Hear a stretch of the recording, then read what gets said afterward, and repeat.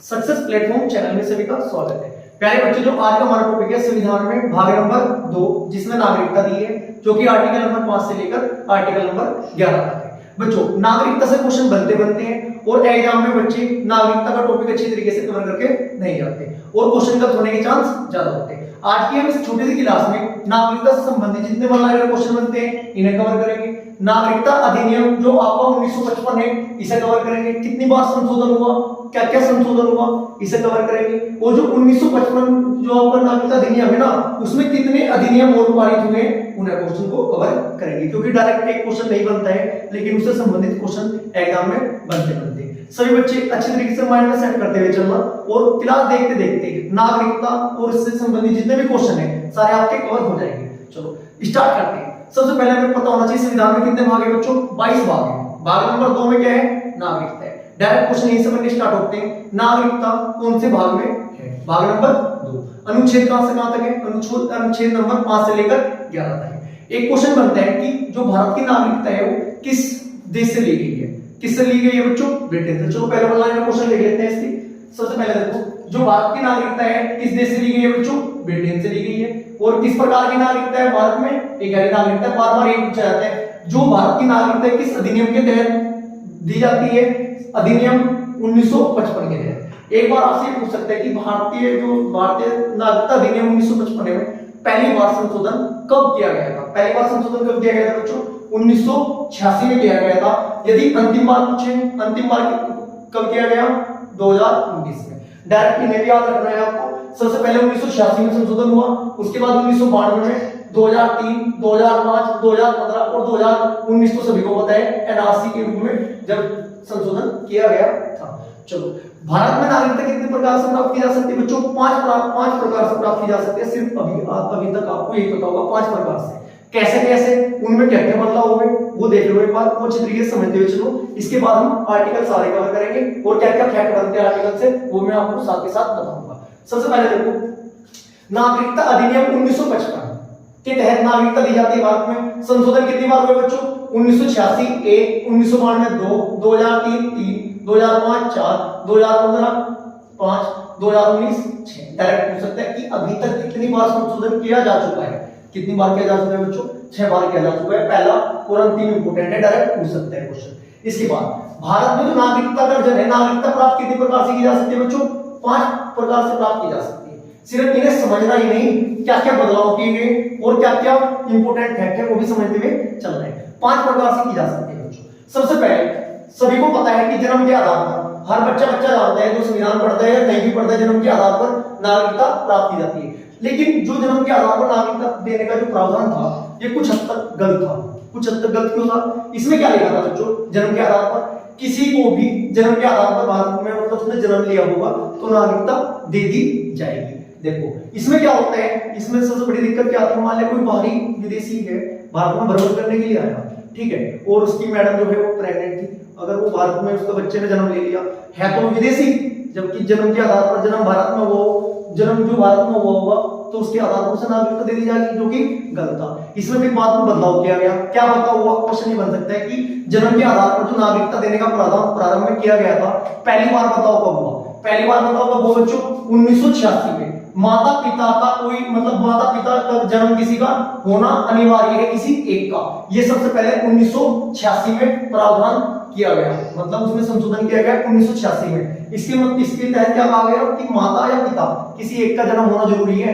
ऐसे ही नहीं कि कोई घूमने आया उसका बच्चा पैदा होगा भारत में उसे नागरिकता दे दी जाएगी। चलो, इसके बाद कुछ हद तक इसमें फिर बदलाव किया गया, वो 2003 में किया गया। उसमें क्या कहा गया कि इनमें 2003 में दोनों की नागरिकता वैलिड होनी चाहिए। जैसे कि सपोज करो किसी भी देश का कोई लड़का या कोई बाहर का भारत में पढ़ने के तहत आया, 6 महीने या 1 साल के लिए रहने के लिए आया, उसने भारत की किसी लड़की से शादी कर दी, ठीक है वो विदेशी, सपोज करो आतंकवादी है या कुछ देश विरोधी गतिविधियों में संलग्न है, तो शादी कर ली भारत की लड़की से, बच्चा पैदा होगा कि भाई चल उसकी मम्मी तो भारत की है, तो उसकी मम्मी भारत की है, तो क्या होगा? उसके बच्चों को नागरिकता दी जाएगी, जो कि गलत था। उसमें क्या कहा गया 2003 में दोबारा कि दोनों की नागरिकता वैलिड हो, कि उसका माता तो हुई हो, एक तो हुई हो, दोनों वैलिड होनी चाहिए, भारत के नागरिक होने चाहिए, तब उसके बच्चे को नागरिकता भारत की दी जाएगी। इसके बाद नंबर 2 देखो, वंश के आधार पर नागरिकता। बच्चों क्या था, बहुत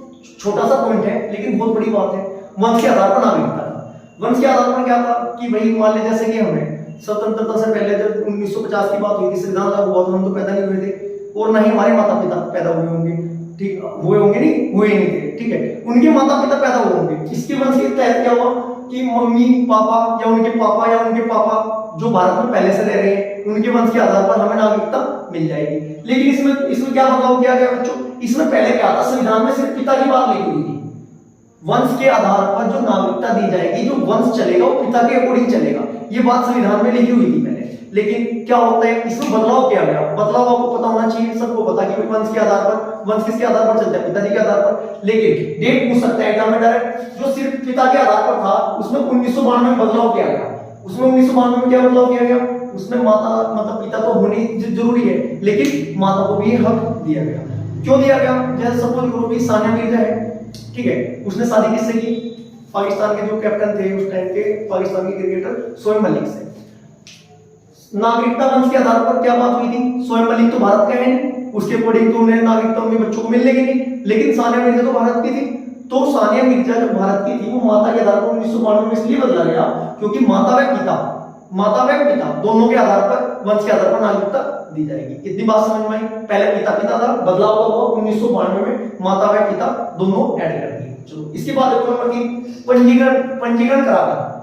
क्वेश्चन बार-बार बनता है, बार-बार क्वेश्चन बनता है कि कितने साल का पंजीकरण होना चाहिए कि भारत की नागरिकता कब मिलेगी, 10 साल, 7 साल, 5 साल। बच्चों को कंफ्यूजन रहता है, 7 और 10 का पता रहता है कि 7, 10 और 5 होते हैं, लेकिन जल्दबाजी में क्वेश्चन गलत करने के चांस ज्यादा होते हैं। सबसे पहले जो संविधान हमारे जो मतलब नागरिकता अधिनियम था, जो संविधान में लिखी गई थी बात, क्या कहा गया था, 6 महीने का रजिस्ट्रेशन कराकर भारत की नागरिकता दे दी जाएगी, जो कि मैं अभी आपको आर्टिकल में सारी अच्छी तरीके से समझाऊंगा, ठीक है। 6 माह की बात थी, फिर उसे बढ़ाकर कितने साल किया गया बच्चों, 5 साल किया गया। यदि वर्तमान में आपका क्वेश्चन बनता है कि पंजीकरण कराकर कितने साल का पंजीकरण अनिवार्य है, मतलब भारत में कितने साल रहना अनिवार्य है बच्चों, 7 साल बाद। कितने साल बाद दी जाएगी, 7 साल बाद। अगर कोई मतलब किसी को दी जाएगी वो कितने साल निवास कर लेगा भारत में, 7 साल। 5 साल नहीं लगाना, 6 माह नहीं लगाना, बात वर्तमान की करेगा। यदि अगर वो यही कह देता है एग्जामिनर कि नागरिकता अधिनियम 1955 के तहत कितने साल का मतलब वो था, कितने महीने का, कितने टाइम का रजिस्ट्रेशन कराना अनिवार्य था, उस टाइम की बात करेगा 6 में, फिर इसमें संशोधन हुआ, फिर 5 हुआ, वर्तमान में कितने बच्चों, 7 साल है। इतनी बात क्लियर। चलो आगे चलते हैं। इसके बाद देखो नंबर 4 जो नागरिकता देने की बात होती है, नंबर 4 क्या है, देशीकरण। देशीकरण क्या होता है बच्चों, यदि कोई विदेशी है भारत की नागरिकता प्राप्त करना चाहते हैं, उसे क्या बोलते हैं, देशीकरण। कि भारत में रह रहे हैं कि वो भारत की नागरिकता प्राप्त करना चाहते हैं, उसे बोलते हैं देशीकरण।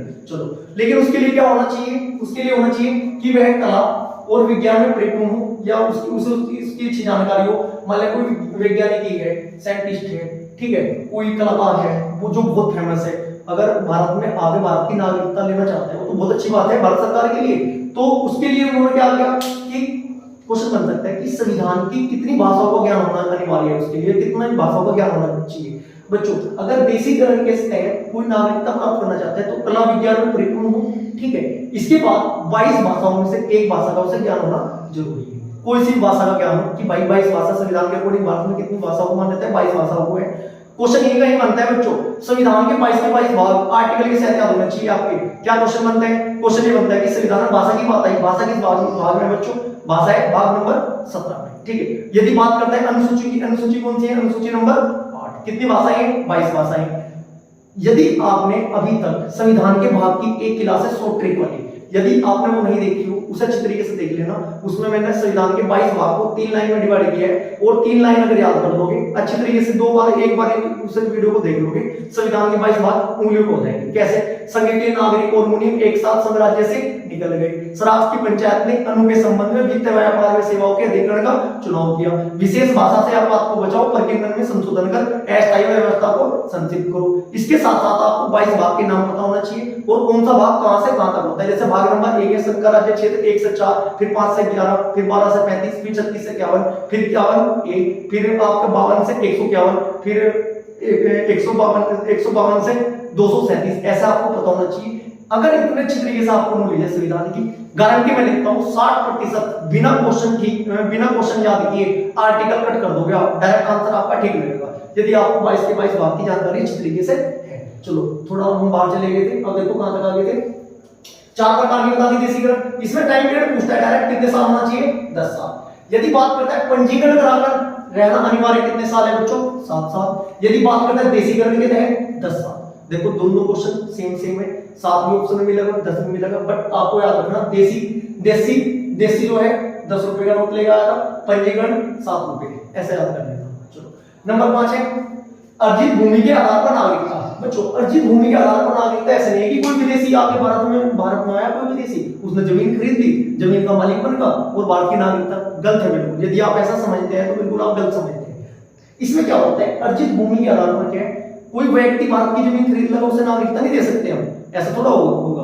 अर्जित भूमि का तात्पर्य यह है कि यदि कोई विदेश, मान लो नेपाल है, पाकिस्तान है या कोई पड़ोसी देश है, वो भारत में उसकी जो जगह है या कोई उसका राज्य भारत में मिलना चाहता है, ठीक है, तो भारत सरकार क्या करेगी, उसे अपने अंदर समाहित कर लेगी, उसे भारत के अंदर ले लेगी संशोधन करने के बाद, ठीक है। उसके लिए आपको पता होना चाहिए संविधान का कौन सा भाग में इसमें संशोधन होगा, किस आर्टिकल में होगा।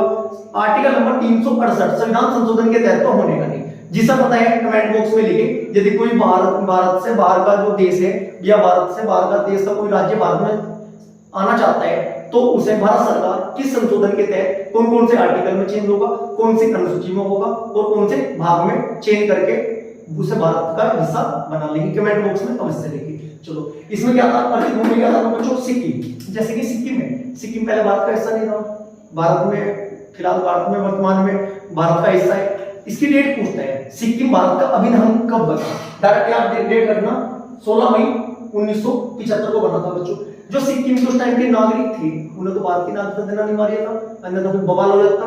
तो इसका मतलब क्या है, अर्जित भूमि के आधार पर जो उस जगह पर रह रहे हैं जिसे हम भारत के अंदर लेना चाह रहे हैं या भारत के अंदर जो आ रहे हैं उनके नागरिकों को आपको नागरिकता देनी पड़ेगी। ये किसमें कहा गया, 5वें नंबर में कहा गया नागरिकता अर्जन करने की। चलो नागरिकता प्राप्त कितनी प्रकार से की जा सकती है, 5 प्रकार से। अब बात करते हैं नागरिकता की समाप्ति कि नागरिकता खत्म कितने प्रकार से होती है। बच्चों डायरेक्ट याद रखना 3 प्रकार से की जा सकती है। नंबर 1 स्वेच्छा से, यदि कोई व्यक्ति भारत की नागरिकता स्वयं त्याग दे, विदेश की नागरिकता ले ले, भारत की नागरिकता उसकी स्वतः ही खत्म हो जाएगी। नंबर 2 बर्खास्तगी द्वारा, देश विद्रोह के कारण।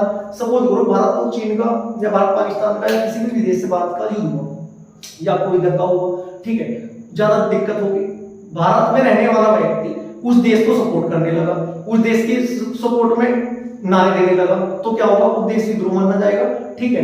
अगर सरकार को पता चलेगा तो सरकार आपकी नागरिकता समाप्त कर सकती है, यदि ज्यादा बात थोड़ी पकड़ ली। और भाई कोई पीछे कुछ कह रहा है, उसमें तो कोई कुछ कह ही नहीं सकता। चलो इसके बाद देखो नंबर 3 को देखो, वंचित बोले तो कैसे वंचित कर सकती है। जैसे कि यहाँ पर हमने कहा कि 7 साल के लिए 7 साल बाद नागरिकता मिलेगी, 10 साल बाद नागरिकता मिलेगी। कोई व्यक्ति बाहर का रहने वाला है विदेश का, यदि वो 7 साल के डॉक्यूमेंट फर्जी बनवा के, 10 साल के फर्जी बनवा के भारत की नागरिकता ले ले, हासिल कर लेगा, लेकिन अगर जांच में वो गलत पाया गया तो उस भारत सरकार क्या कर सकती है, उसे नागरिकता समाप्त कर सकती है, वंचित कर सकती है। चलो इसके बाद मोस्ट इंपोर्टेंट फैक्ट है, अभी मैं आपको स्टार्टिंग में बताऊंगा नागरिकता अधिनियम 1955। नागरिकता अधिनियम 1955 में तो भारत ने नागरिकता देने में पारित हुआ, लेकिन 1955 में मोस्ट इंपोर्टेंट क्वेश्चन है, 6 क्वेश्चन बनते हैं, इनका पता होना चाहिए। बच्चों दिक्कत क्या होती है, नागरिकता के आर्टिकल पढ़ लिए, रट लिए, उनमें से क्वेश्चन नहीं आया है। सपोज करो इन 4 में से 6 में से एक क्वेश्चन आ गया, आपको नहीं पता था, क्या कहोगे, क्या पढ़ा हुआ तो पूछाएंगे। इसलिए अच्छी तरीके से डिटेल के साथ कवर करते हुए चल रहे हैं, टाइमलाइन के अकॉर्डिंग कवर करते चल रहे हैं।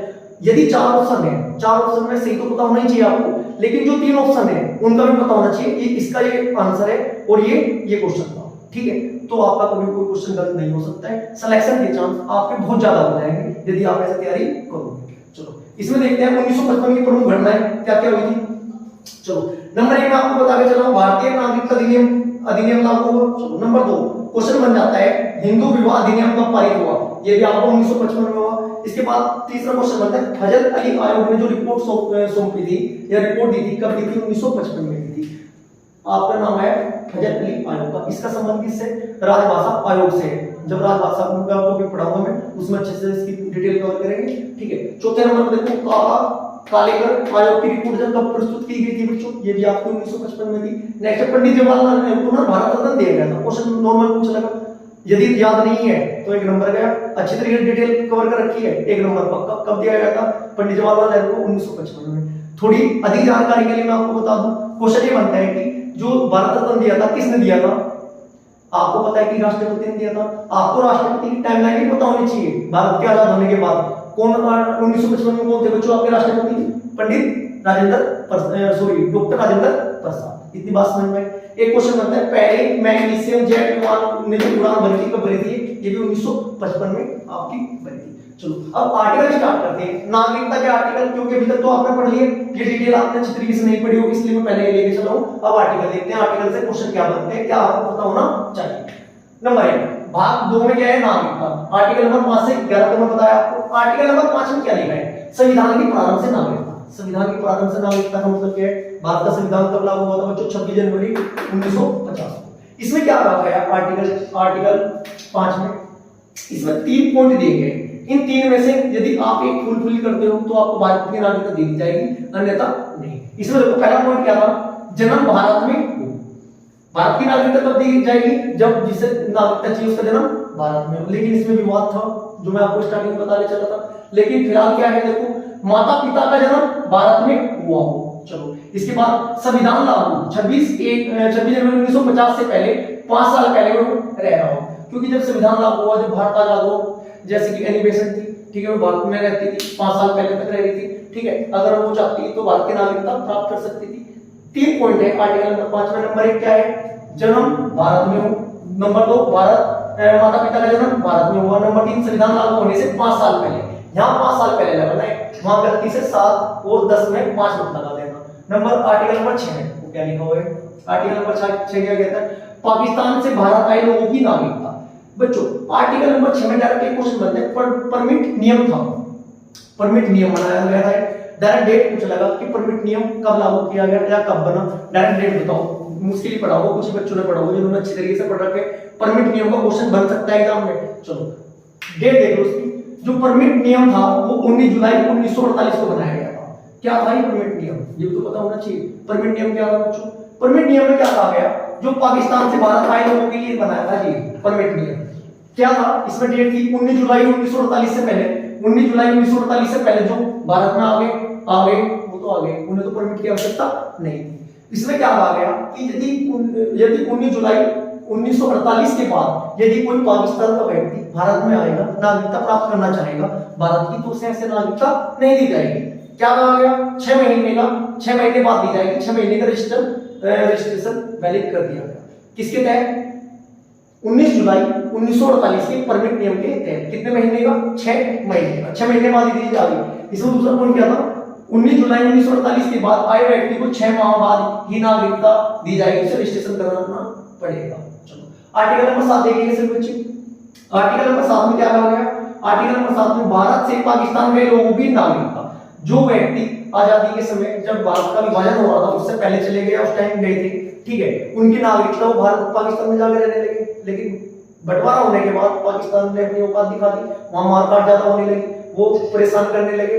जो वहां से परेशान होकर भारत में दोबारा आने की इच्छा रखी उन्होंने और आए, उनके लिए नागरिकता प्रावधान किस आर्टिकल में बच्चों? 7 में। इसमें क्या कहा गया? 1 मार्च 1947 के बाद पाकिस्तान गए। कब गए बच्चों? 1 मार्च 1947 के बाद। और वो वहां से दोबारा भारत में आने चाह रहे हैं। जैसे कहते हैं कि सुबह का भूला हुआ घर लौट के शाम को आ गया, उसे भूला नहीं कहते। वही बात इन व्यक्तियों के लिए हुई थी। चलो उसके लिए क्या कहा गया कि बेटा मतलब मिल तो जाएगी आपको भारत की नागरिकता, लेकिन उसके लिए 6 माह का रजिस्ट्रेशन कराया जाएगा। 6 माह बाद आपको नागरिकता दी जाएगी। इसका मतलब क्या हुआ? आर्टिकल नंबर 5 और 6 तो आजादी के समय जो उस टाइम दुविधा उत्पन्न होने वाली थी उससे बचने के लिए बनाया गया था। इसके बाद 7वां क्या था? भारत से पाक गए लोगों के लिए नागरिकता थी। आर्टिकल नंबर 8 देखना सब बच्चे। भारत से बाहर रहने वाले व्यक्तियों के लिए नागरिकता, बच्चों के लिए। मान लिया सब लोग जिनका जन्म माता पिता का भारत में हुआ, ठीक है, वो विदेश में जाके सेटल हो चुके हैं, ठीक है, उनका कोई बच्चा मतलब उनकी पैदाइश तो माता पिता की भारत की थी, लेकिन फिलहाल कहाँ रह रहे हैं? विदेश में रह रहे हैं। उनका कोई बच्चा जन्म लेता है, जो उस बच्चे की नागरिकता का प्रावधान है वो किस आर्टिकल में है बच्चों? आर्टिकल नंबर 8 में बात करेंगे। इसके बाद देखो आर्टिकल नंबर 9 मोस्ट इंपोर्टेंट है, इसे एग्जाम में कई बार पूछा गया है, इसे अच्छी तरीके से माइंड में सेट कर लेना। विदेशी नागरिकता लेने पर भारत की नागरिकता समाप्त।